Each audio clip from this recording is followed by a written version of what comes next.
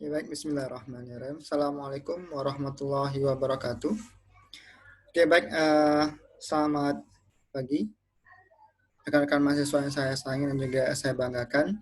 Oke, seolah kita pada hari ini akan melanjutkan perkuliahan PIPAL mengenai anaerobic process treatment, yang mana hari ini kita akan membahas mengenai bagaimana proses anaerobik, kemudian bagaimana reaksi yang terjadi di dalamnya, dan juga beberapa aplikasi dari anaerobic proses di USB dan juga di anaerobic digester. Untuk proses yang lebih detail dalam reaksi pada anaerobic proses itu bisa dicek di YouTube saya mengenai kinetika reaksi. Untuk di mata kuliah satuan proses dan sudah detail bagaimana proses reaksinya. Tapi di sini saya akan membahas lebih lanjut mengenai desain dan proses aplikasi. Ini adalah merupakan literatur yang digunakan pada hari ini. Ini saya banyak menggunakan literatur yang lain, itu utama dari buku Wong Lawrence tahun 2009. Pertama itu mengenai buku Biochemical Treatment Processes dan juga Environmental Biotechnology. Nah, kemudian adalah mengenai anaerobic proses.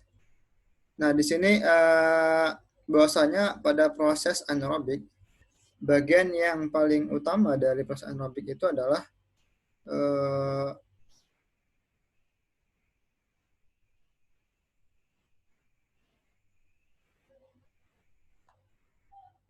pada tahapan hidrolisis, acidogenesis, dan metanogenesis. Nah, ini masing-masing pada proses hidrolisis ini digunakan untuk mendegradasi kandungan organik yang kompleks menjadi senyawa yang lebih sederhana. Nah, kemudian dari hidrolisis ini akan menghasilkan beberapa organik lagi, yaitu berupa monomers, oligomers, yang akan digunakan pada proses lanjutan.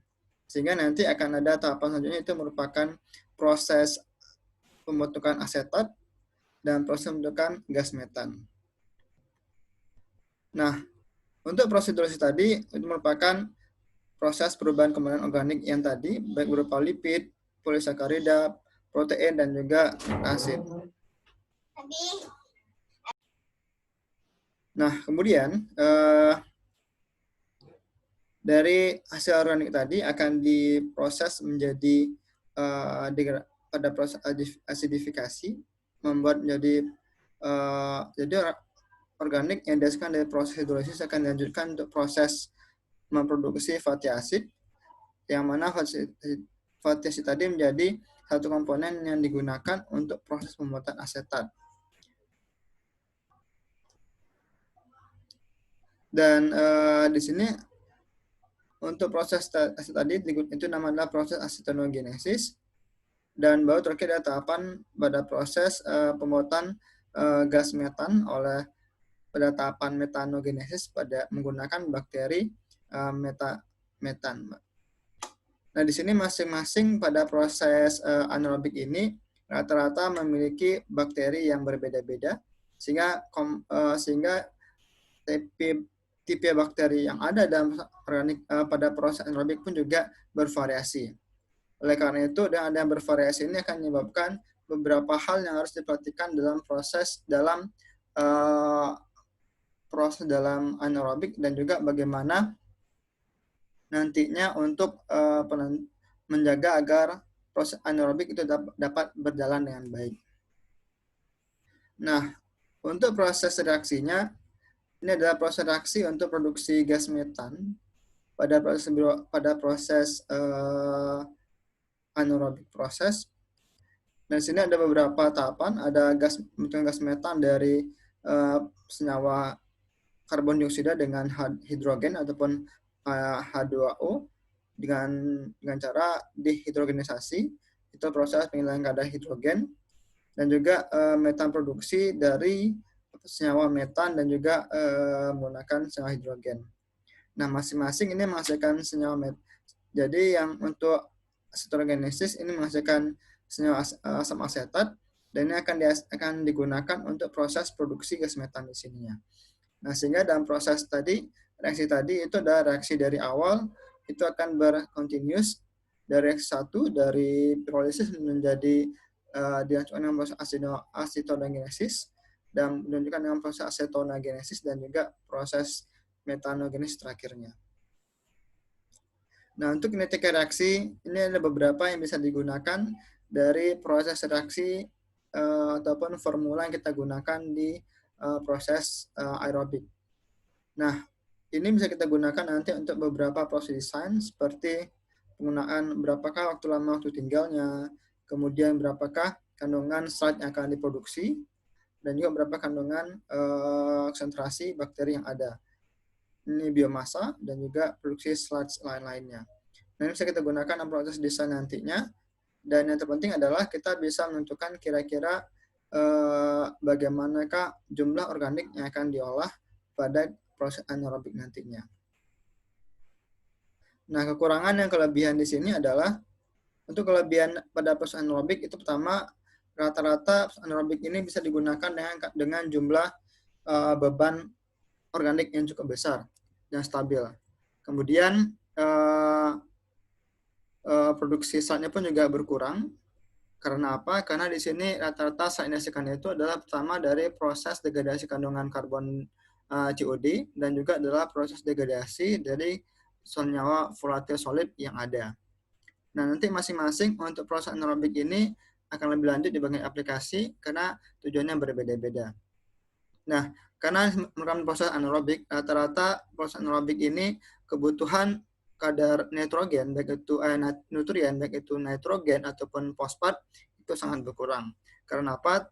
Beberapa senyawa, terutama di USB, itu tidak menggunakan kandungan nitrogen yang cukup besar, sehingga bisa di negligible atau bisa dihilangkan. Akan tetapi, pada proses aerobic digestion atau digester, kita membutuhkan berapakah konsumsi nitrogen dan fosfat yang akan menjadi senyawa menjadi sludge. Akan tapi dalam hal ini jumlahnya pun juga tidak sebesar dengan jumlah proses degradasi nutrien pada proses aerobik. Nah, rata-rata di sini proses anaerobik ini masih tidak membutuhkan energi yang cukup besar. Karena apa? Rata-rata hanya membutuhkan pompa, dan proses reaksi ataupun degradasinya akan berjalan dengan sendirinya. Karena nanti akan biasanya akan dipengaruhi oleh temperatur dalam proses reaksinya. Semakin tinggi temperatur yang digunakan, maka akan semakin cepat waktu tinggalnya, dan juga akan semakin cepat proses reaksinya. Nah, untuk gas produksi, rata-rata dalam proses anaerobik ini sudah pasti ada produksi gas dari proses metanogenesis tadi. Kemudian bakteri anaerobik ini bisa bertahan lebih lama, karena di sini kita bisa menggunakan feeding kandungan organik, terutama volatil solid yang cukup besar dalam slide-nya, sehingga ini bisa kita tidak menambahkan beberapa hari setelah itu dari penambahan slide nantinya.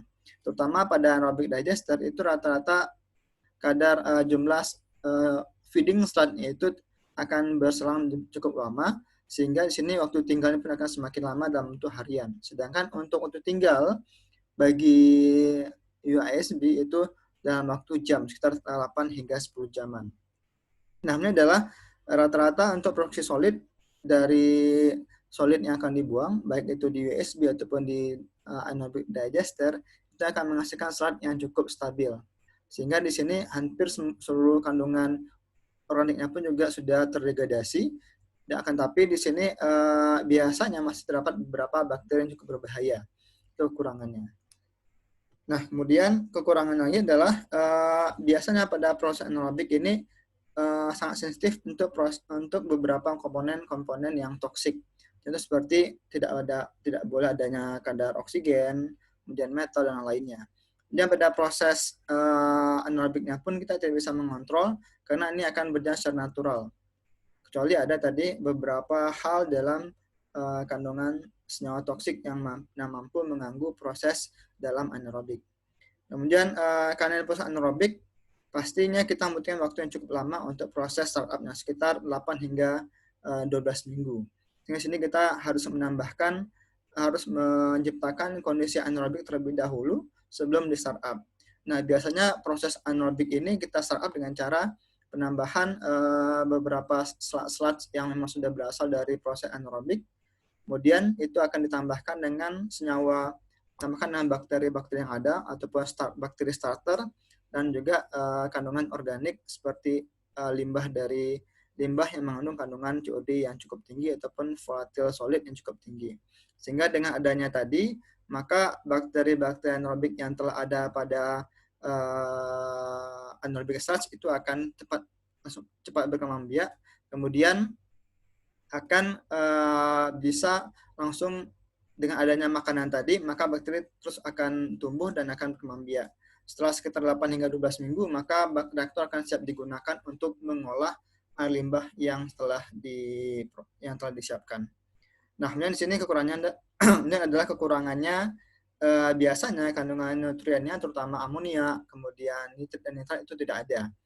Sehingga di sini pengolahan nutrien terutama NH3 itu menjadi amonium itu hampir tidak terlaksana di sini. Kemudian ini adalah beberapa dampak ketika feeding dan inhibitor. Yang pertama adalah pada proses anaerobic variability itu biasanya dipengaruhi oleh temperatur. Kenapa di sini biasanya bakteri anaerobik ini akan dapat beraktivitas tergantung dari temperatur kondisi reaktor tersebut. Semakin rendah temperaturnya, maka semakin lama waktu tinggalnya. Semakin tinggi temperatur dari satu reaktor, maka bakterinya akan cepat reaktif, cepat bereaksi, sehingga waktu tinggal proses pengolahannya pun akan semakin sebentar. Kemudian ada beberapa inhibitor dan juga senyawa toksik yang dapat mengganggu proses anaerobik. Yang pasti adalah kandungan oksigen. Nah, oksigen itu tidak boleh ada di dalam proses anaerobik. Karena apa? Nanti akan menyebabkan kematian bagi bakteri si anaerobiknya. Oke, ini adalah dari komponen nitrogen, yang mana untuk komponen nitrogen ini, baik itu komponen nitrit dan nitrat, itu juga diharapkan tidak ada dalam proses anaerobik. Terutama sekali adalah kandungan amonia NH4+, yang mana di sini kandungan ini akan mampu mempengaruhi proses metanogenesis yang akan menghambat bakteri tadi akan menghasilkan gas metan. Ini juga higher fatty acid. Jika kandungan fatty acid cukup tinggi dalam kandungan proses anaerobik, ini maka akan menyebabkan banyaknya bakteri asitogenesis yang akan mempengaruhi proses anaerobik nantinya. Oleh karena itu, dengan banyaknya kandungan tadi, maka proses metanogenesis pun juga tidak akan berjalan dengan baik. Ini adalah kandungan heavy metals, dengan mana itu kadar heavy metals yang ada dalam air limbah, terutama urutannya seperti nikel, kuprum, kadmium, kromat, dan Pb, ini akan semakin ke kanan, akan semakin menyebabkan penghambat dalam proses anaerobik. Karena apa? Di sini proses anaerobik ini akan menyebabkan transfer elektron akan menyebabkan terhambat, sehingga bakteri tadi tidak akan berkurang dalam supply elektron, sehingga akan menyebabkan proses anaerobiknya pun juga tidak berjalan dengan normal. Ini adalah klorinated hidrokarbon, yang mana di sini kandungan klorin yang ada dalam air limbah itu akan menyebabkan kematian bagi bakteri. Sehingga di sini diharapkan semakin kecil kandungan klorin, terutama sekali adalah klorinated hidrokarbon, itu akan semakin membantu dalam proses anaerobik.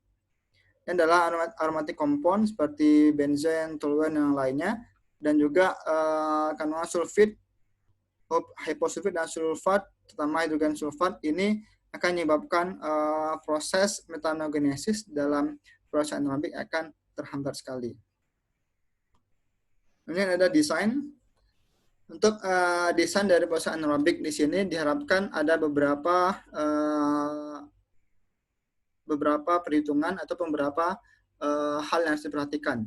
Yang pertama adalah waktu tinggal. Semakin lama waktu tinggal, maka akan semakin baik proses anaerobiknya.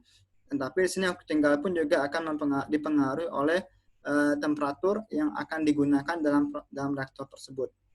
Dan ini adalah waktu kontak. Nah, waktu kontak ini diharapkan cukup terkontak semua antara biomasa dengan air limbah, sehingga bakteri tadi nanti akan mampu untuk mendegradasi semua kandungan organik ataupun volatile solid yang ada dalam air limbah. Oleh karena itu, beberapa proses dalam anaerobic digester, terutama anaerobic digester kontak proses itu sangat baik dan juga memiliki high rate dalam proses anaerobik. Ini adalah high reaction rate dan juga kekurangan dalam transport imitasi. Ini adalah dengan baiknya proses reaksi dalam proses reaksi ini akan dipengaruhi oleh kontak antara si bakteri dengan si limbah. Semakin baik si kontak tadi, maka semakin baik pula reaksi yang terjadi antar degradasi oleh mikroba anaerobik terhadap air limbah. Dan juga transport elektron pun juga akan semakin tertransfer dengan sempurna. Nah, transfer elektron ini akan digunakan oleh bakteri lain sebagai sumber energi bagi bakteri. Nah, kemudian diharapkan pada proses anaerobik ini biomasa ataupun bakteri tadi itu mampu untuk mendegradasi semua kandungan air limbah. Terutama sekali air limbah yang memiliki kandungan degradable BOD dan juga biodegradable COD dan juga volatile solid. Yang terakhir adalah diharapkan kondisi yang ada untuk proses degradasi itu kondisi optimum, terutama sekali adalah kondisi untuk dengan temperatur yang baik. Semakin rendah temperatur pada proses anaerobik, maka semakin tidak reaktif bakteri yang ada, semakin lama waktu kontak yang dibutuhkan. Oleh karena itu diharapkan pada proses desain reaktor nantinya kita harus menentukan kira-kira temperatur apa yang akan kita gunakan dan berapakah running loading yang akan kita olah nantinya. Nah, di sini ada dua tahapan dalam mendesain dari reaktor anaerobik. Pertama adalah kita menggunakan dari segi waktu tinggalnya ataupun dari segi running loading. Nah, di sini running loading kita ada waktu tinggal atau retention time dengan istilah theta. Ini kita akan menghitung berapakah konstanta grow rate-nya dan juga konsentrasi substrat makanan seperti COD ataupun BOD dan juga berapakah kinetika reaksi yang ada dan juga laju kematian bakteri. Nah, sini kita bisa dapat menghitung berapa waktu tinggal. Nah, untuk waktu tinggal antara USB dengan digester ini berbeda. Nah, untuk anaerobic digester biasanya waktu tinggalnya itu hampir sama dengan SRT atau theta C. Sehingga sini kita menghitung HRT, maka kita bisa mengequalkan atau menyamakan antara HRT dengan solid retention time. Sedangkan untuk USB waktu tinggalnya di sini rata-rata lebih sebentar, lebih singkat, sekitar 6 sampai 10 jaman. Akan tapi untuk SRT-nya berbeda. SRT-nya itu akan lebih lama, sekitar dalam harian, sekitar 10 sampai 15 harian. Nah, di sini kita juga bisa melakukan desain reaktor dari pendekatan running loading rate. Nah, di sini adalah kita akan menghitung berapakah beban penguap air limbah yang akan kita olah dalam 1 ton volume. Nah, oleh karena itu, kita akan menentukan terlebih dahulu kira-kira berapakah jumlah running loading rate yang akan kita olah. Oke. Nah, semakin besar running loading rate yang kita olah, maka rata-rata volumenya akan semakin kecil.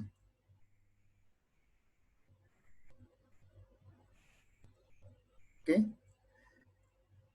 Nah, ini adalah proses penentuan desain dari reaktor. Ini adalah aplikasi dari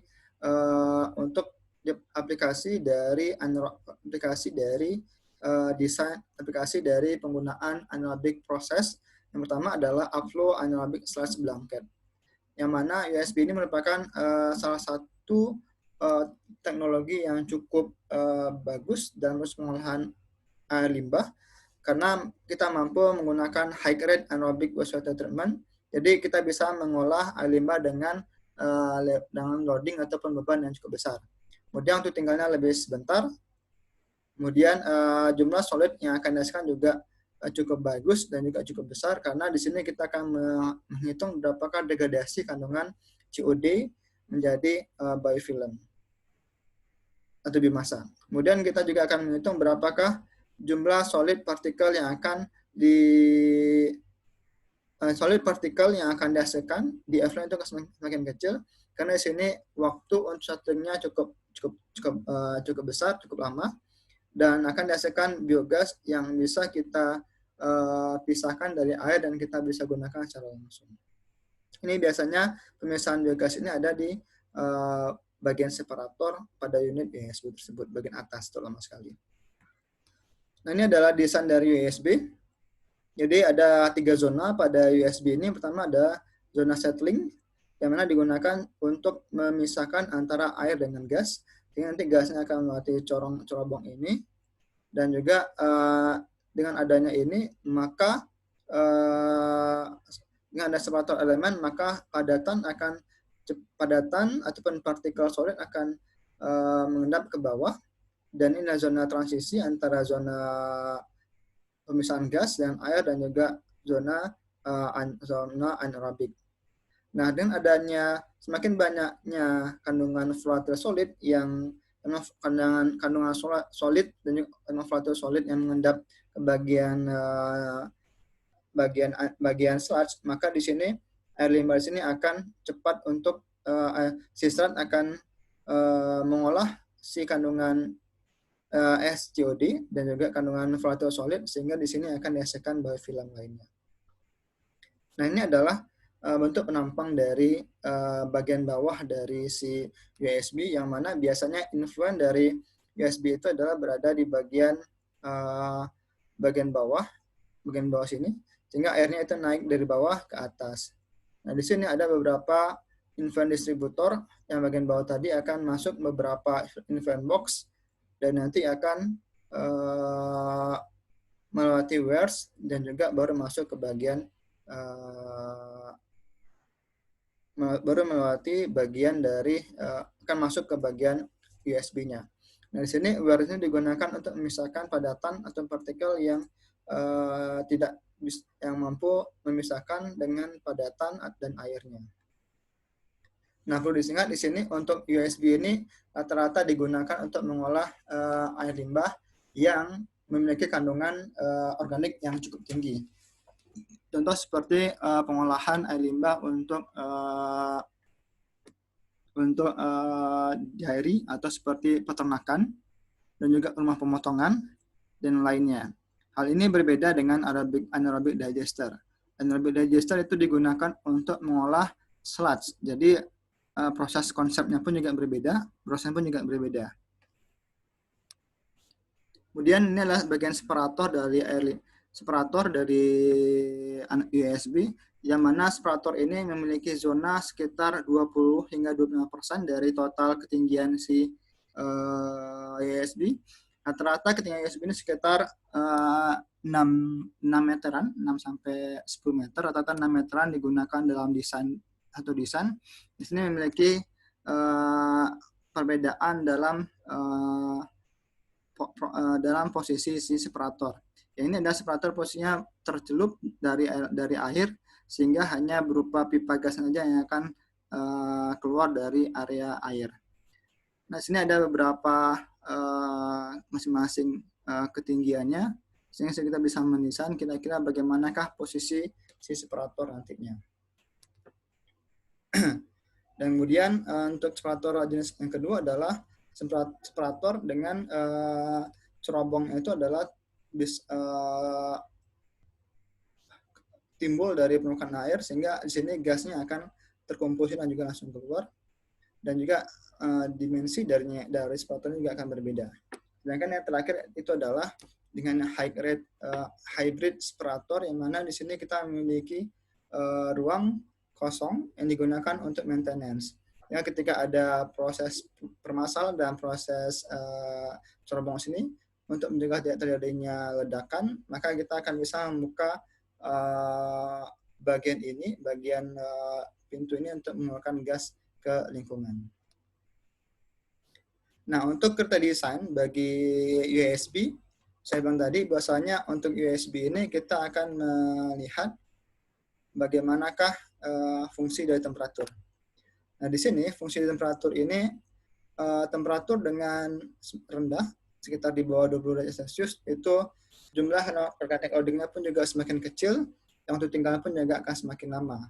Semakin tinggi temperatur dari si USB, maka akan semakin kita bisa mengolah air limbah dengan semakin besar, dan juga waktu tinggalnya pun juga akan semakin sebentar.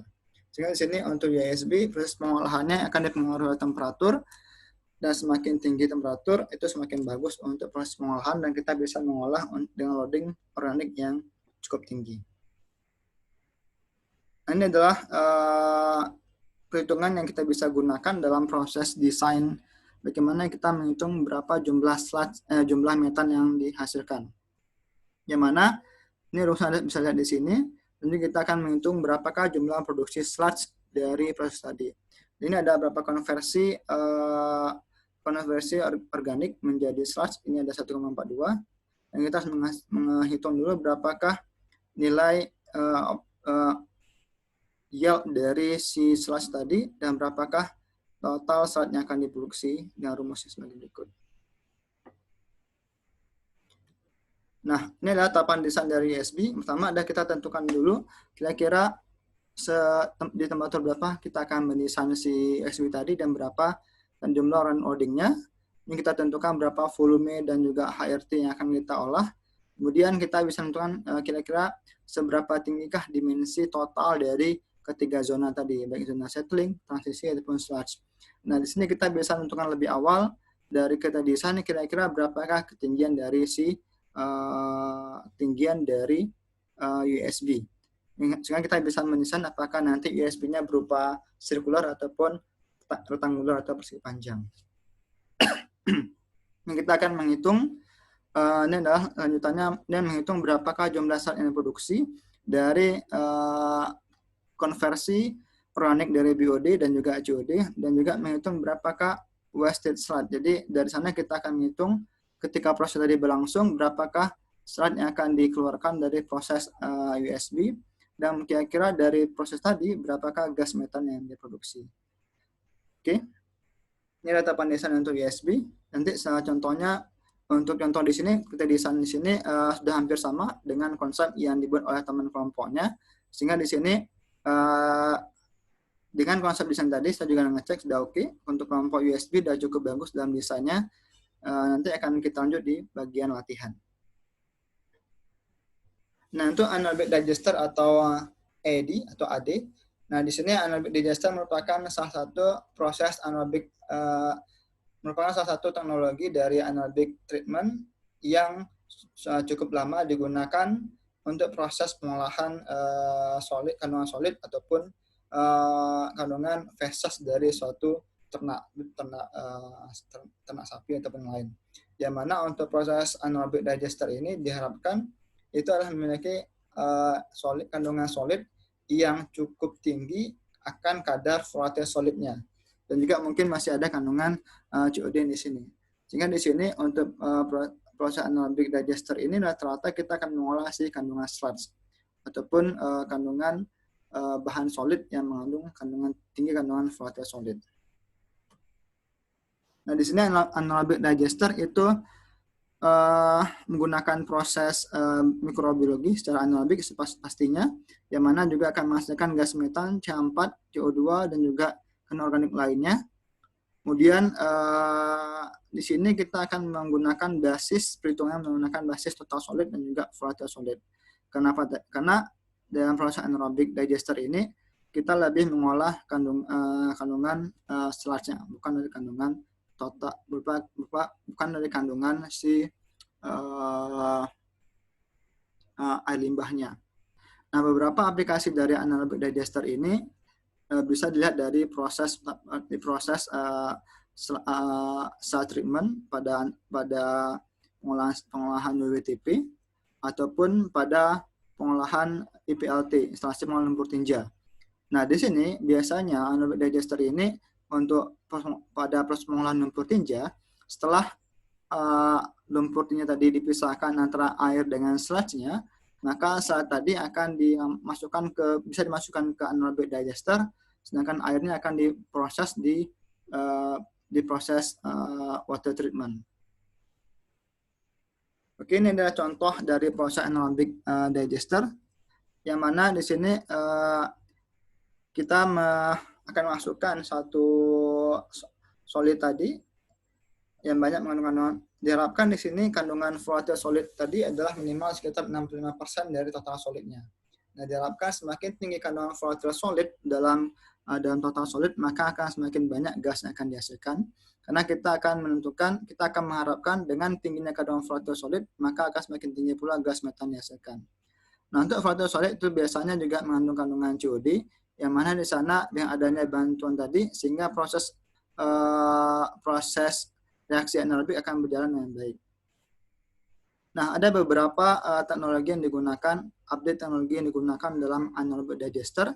Yang konvensional itu adalah tidak menggunakan mixing, tetapi untuk yang baru itu menggunakan kontak proses atau menggunakan mixing untuk proses menghomogenisasi antara antara volatile solid, antara solid dengan biomas, dengan bakteri yang ada. Kemudian di sini gas akan dihasilkan gas, dan juga nanti sludge-nya itu akan dikirim ke settling untuk diendapkan, dan nanti akan sebagian ada sludge akan dikembalikan masuk ke dalam gas dalam anaerobic digester untuk membantu proses degradasinya, dan sebagian lagi akan dibuang. Nah, di sini rata-rata di sini ada beberapa kandungan air, akan tapi di sini jumlah air yang dihasilkan pada proses anaerobic digester ini akan lebih sedikit daripada sludge-nya. Rata-rata yang di sini akan dihasilkan lebih banyak sludge-nya dan airnya akan lebih sedikit. Nah, untuk tadi dalam reaktor anaerobic digester itu ada beberapa layer yang kita bisa lihat. Yang pertama itu adalah pada bagian ini seperti sebenarnya contoh dari anaerobic digester yang paling dekat dengan proses dan kehidupan kita adalah septic tank. Di mana septic tank itu merupakan salah satu bentuk dari anaerobic digester yang sederhana, yang mana di sana akan mengolah feses yang ada dari toilet. Nah, di sini layer-layernya antara lain adalah scum layer yang merupakan bagian atas yang biasanya terisi dari padatan-padatan yang mengambang. Nah, padatan tadi merupakan rata-rata partikel solid yang tidak bisa kita olah. Nah, kemudian ada bawahnya ada bagian air, bagian supernatant atau air limbah yang cukup tinggi kandungan organik, kemudian mengandung COD, dengan total volatile solid dan lainnya. Dan juga active layer merupakan bagian yang terdiri dari sebagian besar adalah bagian bakteri yang mampu mendegradasi kandungan anaerobik tadi. Dan terakhir adalah bagian stabilized solid. Ini adalah solid ataupun sludge yang sudah terdegradasi, itu akan berada di bawah. Dan sebenarnya bakteri itu ada berasal dari bagian sludge ini. Mungkin ada beberapa bakteri yang akan terlepas dari sludge sehingga akan mampu mendegradasi kandungan volatile solid dan juga kandungan organik lainnya. Nah, sini untuk desainnya, bahwasanya di sini karena kita akan mengolah si solid, maka waktu tinggal itu akan semakin lama daripada waktu tinggalnya si USB. Rata-rata waktu tinggal untuk anaerobic digester itu dalam harian. Tentu juga dari temperaturnya. Semakin rendah temperatur maka akan semakin lama proses semakin lama HRT-nya, semakin tinggi temperatur maka semakin sebentar HRT yang akan kita gunakan. Ini adalah kandungan faktor solid dalam persen sludge yang ada dan juga HRT yang berbeda-beda.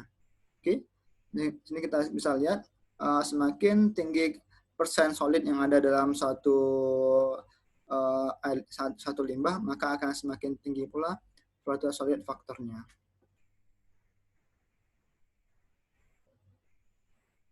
Nah, ini adalah perhitungan untuk mendesain atau menghitung berapakah jumlah produksi gas metan dari degradasi kandungan volatile solid.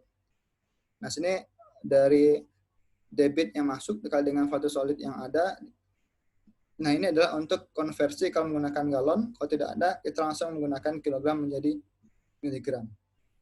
Kemudian kita akan menghitung berapakah konversi dari value solid menjadi gas metan. Nah, rata-rata di sini persentase kandungan gas metan yang ada dalam solid itu sekitar 65 hingga 75%. Sehingga sini ketika kita menghitung berapa jumlah serat yang akan kita degradasi, maka kita akan bisa menghitung berapa jumlah metan dari proses anaerobik tadi terkait dengan persentase gas metan yang akan dihasilkan dari seratnya.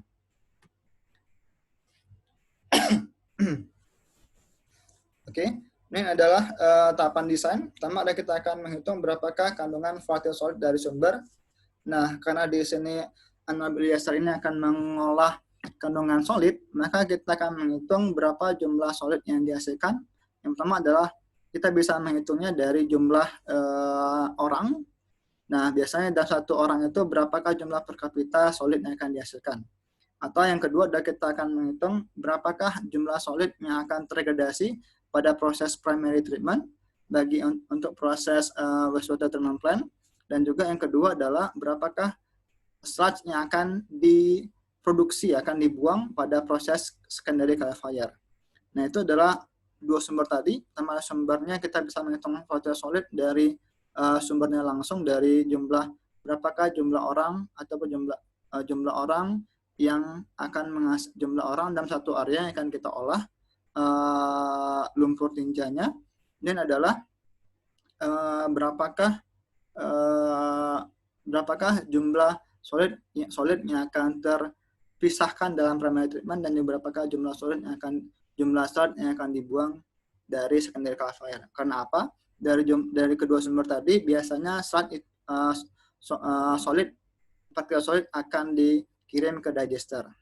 Nah, untuk yang bagian pertama tadi sumber dari jumlah orang tadi itu ada faktor konversinya, berapakah satu orang itu berapa per kapita dalam